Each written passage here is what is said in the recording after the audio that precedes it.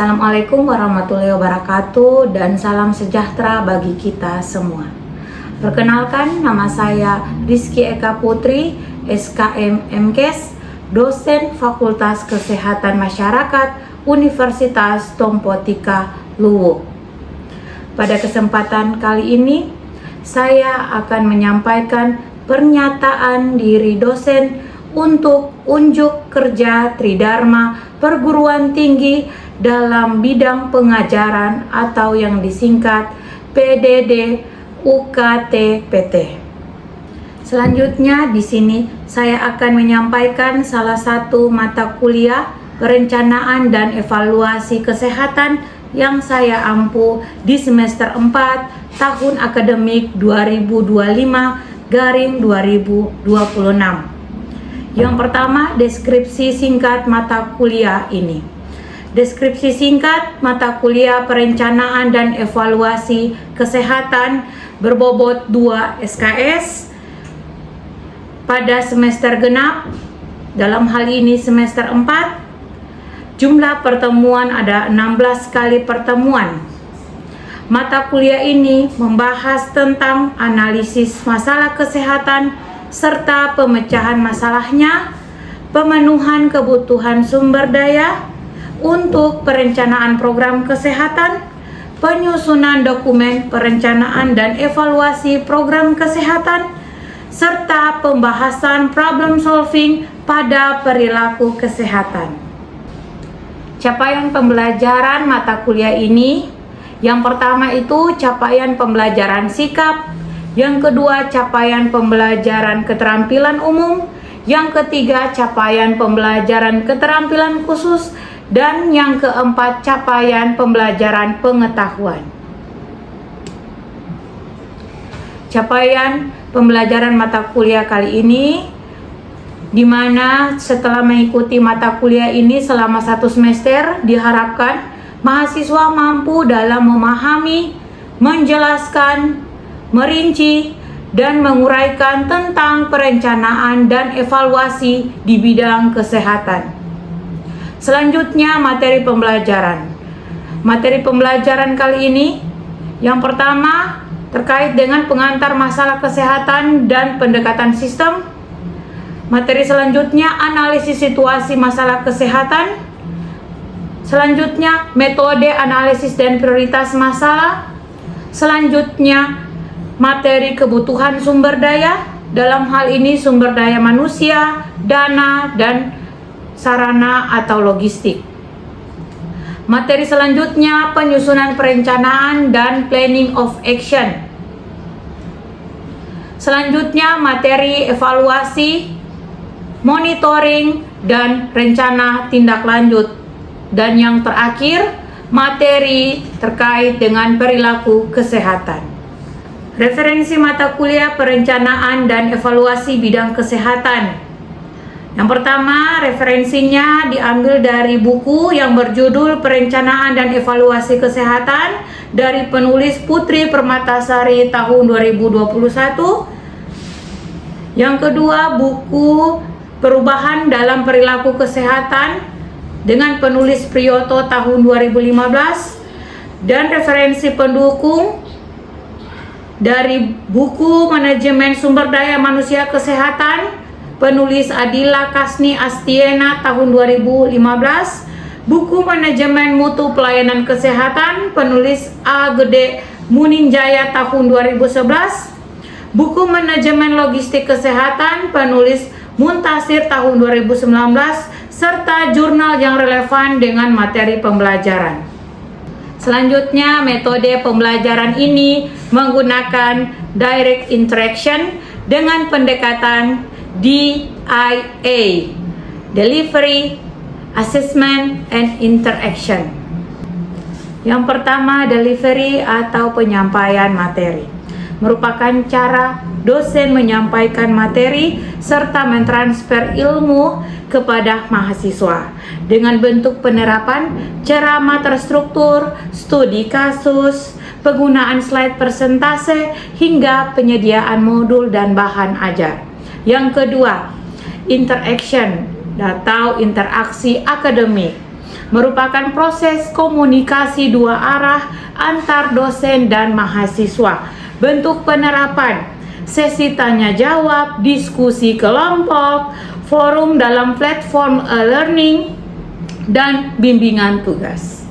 Yang ketiga, asesmen atau penilaian merupakan metode evaluasi yang digunakan untuk mengukur tingkat pemahaman dan keberhasilan mahasiswa dalam penyerapan materi yang diberikan. Bentuk penerapan: kuis, ujian akhir semester, dan juga penilaian tugas terstruktur. Selanjutnya, sistem penilaian. Sistem penilaian dalam mata kuliah perencanaan dan evaluasi bidang kesehatan meliputi yang pertama, ujian tengah semester atau disingkat UTS, bobot penilaian 25%. Selanjutnya, ujian akhir semester atau disingkat UAS, bobot 25%. Selanjutnya, tugas yang diberikan bobot 20%. Kuis untuk mata kuliah ini bobot 10%, dan yang terakhir kehadiran mahasiswa dengan bobot 20%. Baiklah, itulah tadi deskripsi singkat mata kuliah perencanaan dan evaluasi bidang kesehatan yang saya ampu di semester genap tahun akademik 2025-2026. Mari kita ikuti pembelajaran saya di dalam kelas. Assalamualaikum warahmatullahi wabarakatuh.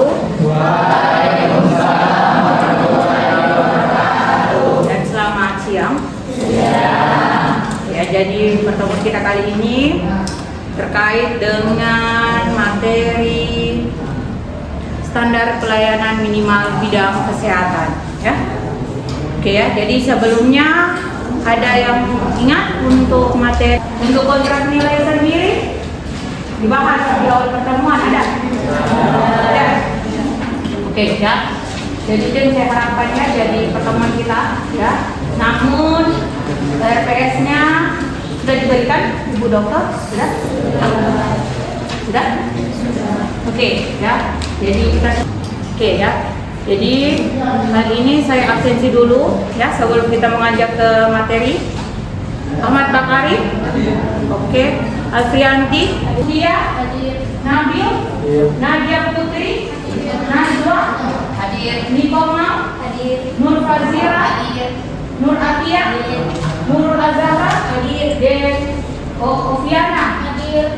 Beliau tidak sempat memberikan materi di pertemuan ke-5, jadi saya masuk ya pertemuan ke-5 di kelas A ya. Jadi berdasarkan RPS ya, tadi kalau menilai terkait dengan program kesehatan itu ada indikator. Indikator di dalamnya itu seperti apa kita mengukur menilai ya secara kuantitas, secara kualitas program ya dalam bidang kesehatan itu ya tercapai ataupun tidak tercapai. Jadi program kesehatan itu banyak ya. Sekarang kita itu di 12 indikator SPM itu prioritas nasional programnya. Apa saja ada ya. Nanti kita bahas satu persatu ya. Jadi ada Permenkesnya, peraturan Menteri Kesehatan yang membahas terkait dengan SPM ini ya. Jadi ada aturannya, tidak sembarang kita semua layanan itu terstandar itu harus diikuti semuanya ya. Jadi semua ya pelayanan kesehatan yang ada di satu Indonesia, skop nasional istilahnya ya, skop nasional itu harus mengikuti pedoman daripada 12 indikator SPM ini. Dari pelayanan kesehatan ibu hamil bahkan sampai ke pelayanan dengan tenaga kesehatan lingkungan, di memeriksa bersama security kalau ada yang iya puskesmas dalam hal ini ya, bukan rumah sakit ya. Tapi sekarang juga sudah beralih rumah sakit juga sudah berbondong-bondong untuk melaksanakan program UKM.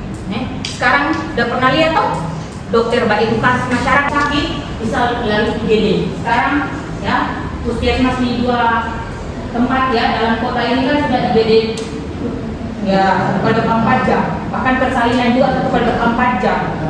Pelayanannya ada, ruangan rawat inapnya ada, jelas ya, bersih, rapi dan terstandar. Ya, itu. Kinerja ya. Jadi selain untuk upaya UKM UKP tadi dalam hal promosi preventif, ya juga untuk seluk-beluk di mana CKG itu berada. Bahkan sekarang kalau kita mau menarik data-data program dari semua program yang ada itu dari CKG ternyata, ya. Akunnya CKG itu bisa menjawab semua penyakit yang ada di situ, ya, kesehatannya seseorang, ya, mau dia penyakit menular maupun tidak menular bisa terdeteksi dari screening awalnya dengan melalui pemeriksaan CKG.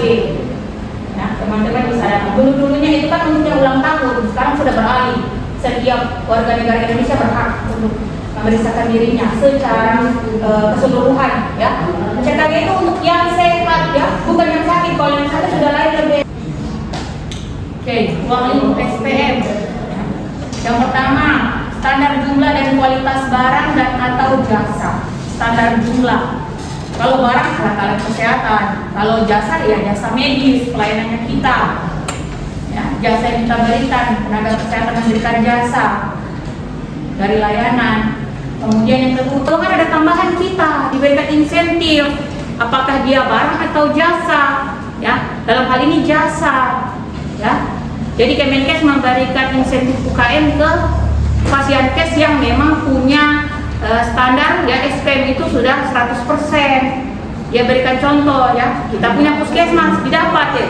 Alhamdulillah, ya, dari bulan Mei kita akan diawasi, dipantau, ya. Walaupun sempat ada viralnya, ya, yang penting kita bekerja, ya. Ada kinerja puskesmas. Ternyata dari sisi kinerja walaupun adanya, ya, masih satu Sulawesi, bahkan tadi saya bilang, ya, puskesmas itu merupakan puskesmas dengan puskesmas percontohan dalam pelaksanaan kegiatan UKM, ya, yang sebelumnya dikomplain oleh bukan nakes, ya, pasien kepada nakes, ya, kita punya kinerja ternyata bagus sehingga UKM insentif dari Kemenkes diberikan. Tidak sembarang itu, ya. Kemarin juga kita mendapatkan zona integritas, ya, wilayah bebas korupsi WBK dari Menpan RB. Salah satunya Fasiankes yang ada di Sulawesi Tengah kita yang dapat. Ya, namun kesehatan kabupaten kota, ya. Jadi tujuan SPM itu memberikan kemudahan, ya, kemudahan ke Pemda, ya, terkait dengan apa, ya, terkait dengan penyusunan program kesehatan. Kalau dari 12 indikator itu ada yang bermasalah, tidak tercapai, di persoalan mana itu, sehingga itu menjadi prioritas nantinya untuk perencanaan berikutnya dari sisi program kesehatan. Misalkan capaian dari ibu bersalin di Fasiankes tidak memenuhi, banyak yang bersalin di rumah, ternyata ada di beberapa. Itulah video pernyataan diri dosen untuk unjuk kerja Tridharma Perguruan Tinggi dalam bidang pengajaran yang dapat saya sampaikan. Saya ucapkan terima kasih kepada tim penilai sertifikasi dosen tahun 2026 serta Universitas Tompotika Luwuk. Akhir kata, wassalamualaikum warahmatullahi wabarakatuh.